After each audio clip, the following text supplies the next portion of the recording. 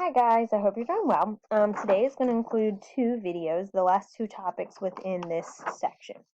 Okay, so first I'm just going to go through a quick analysis like we've been doing of this first guy here. So the vertical shift is down 2.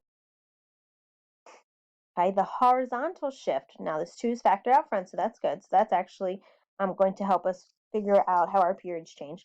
But a horizontal shift, since this is a minus pi, okay, that's going to be right pi. And the order in which you fill these out doesn't really matter. Okay? Our amplitude is the value right out front of the trig function, so that's 4, and it's always positive, even if there's a minus sign here. Okay, our period is 2 pi divided by b. That 2 is the b value. 2 pi divided by 2, so our period's 2. Our quarters, then, we take our period divided by 4. Okay, so now our starting point is whatever our horizontal shift is, so pi, and then we count by our quarters. So this is technically 4 pi over 4. So now this would be 5 pi over 4, 6 pi over 4. If you want to reduce that to 3 pi over 2, you can. 7 pi over 4, and 8 pi over 4, which I am going to reduce to 2. Okay? Now, since it is sine, the values of sine go with YOLO. So 0, 1, 0, negative 1, 0. So if I put 0 in, this whole portion right here with the trig function comes out to 0 times 4, clearly still 0, so negative 2. All of these will be negative 2. If I put in 1 times 4 minus 2, I get 2. And then if I put in the 7 pi over 4, I get out negative 1 for this portion times 4 minus 2, and that's negative 6. Okay. Sorry, kind of smushed into my domain here. Okay, so I got to start at pi, and I'm counting by pi over 4. So this is going to be pi over 4, 2 pi.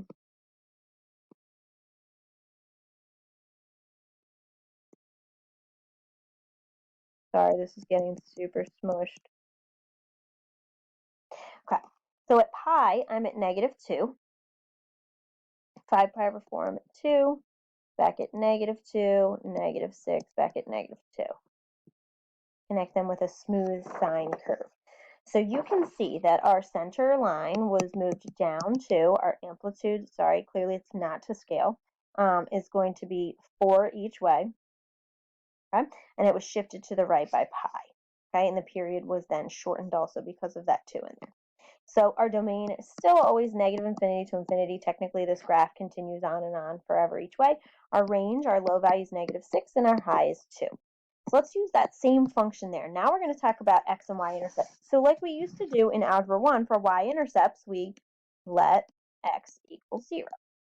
So let's let x equal 0.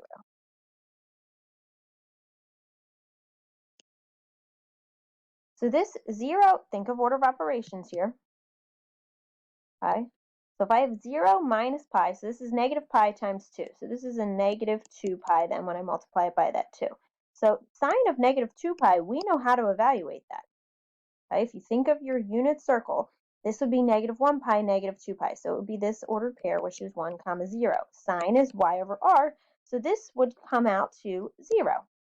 So times 4 minus 2, our y-intercept is simply negative 2. So it's 0, negative 2. Now, I don't have it on here, but if I had continued graphing it, you would have seen that it would have crossed here. Okay, now our x-intercepts. So for x-intercepts, you let y equals 0. So this one's takes a little more work.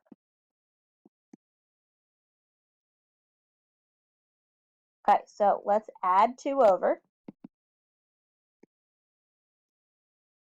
Divide by 4, and I'm going to reduce that to 1/2.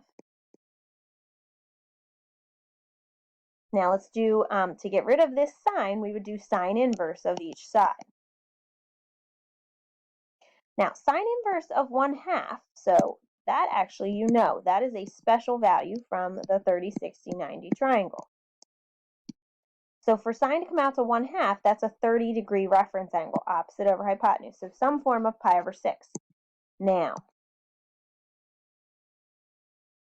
if you think about it, sine comes out positive in the first 2 quadrants, so it would actually be pi over 6 and 5 pi over 6.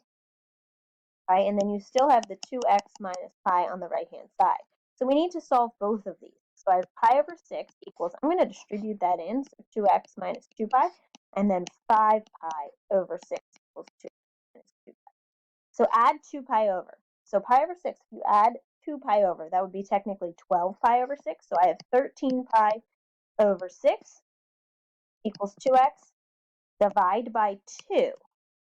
Now, you can then multiply by the reciprocal, and you would get 13 pi over 12.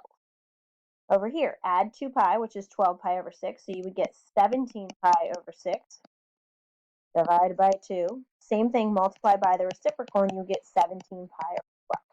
Now, they're the technically the first two x-intercepts, but if you think about this graph's going to continue on and on forever, so you're going to have a whole ton of x-intercepts. Okay, so those are just two of them. Okay, let's do one more. Let's do one where we would need our calculator. So let's just do this one right here. So y-intercept, so let's let x equal 0.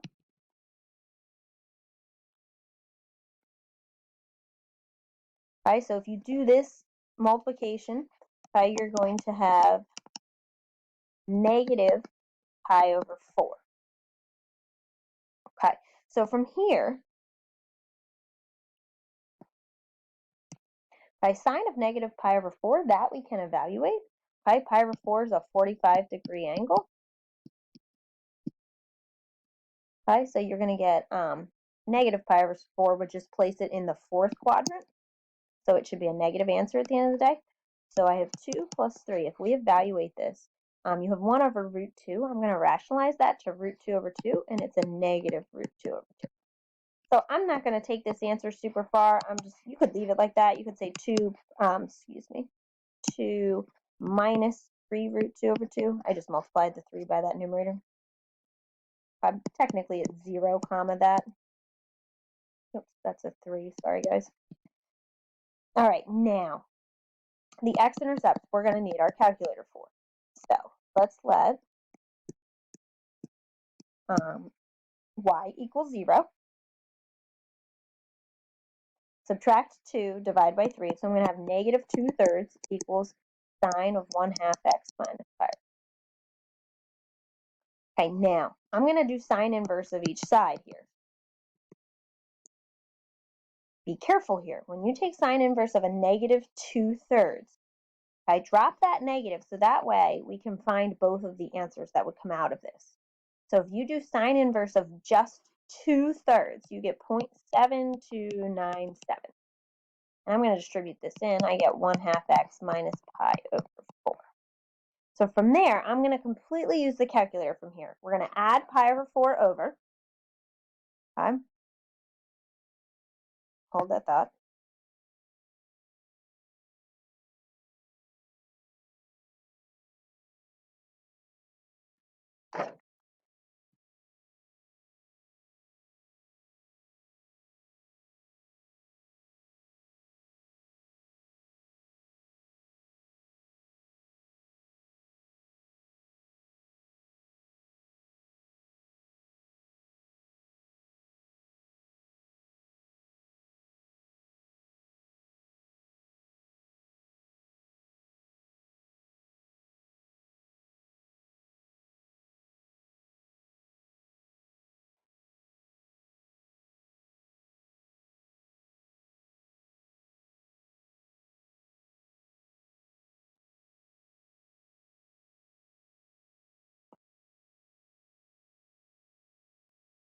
Wanted to check a calculation quick.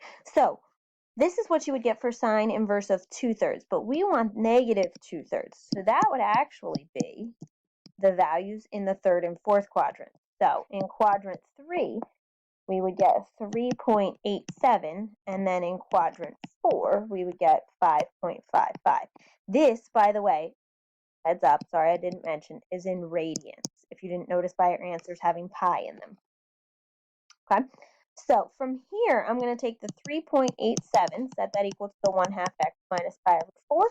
I'm going to take the 5.55 equals 1/2 x minus pi over 4.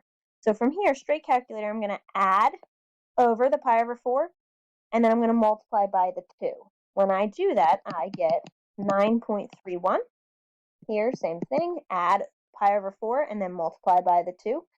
I get 12.67. So they're just the first two x-intercepts. There are going to be several more. Now just keep this in mind, okay, as you're going through this. If you have a graph like this, you clearly have one y-intercept and a ton of x-intercepts. But what if your graph is lifted up and it goes like this?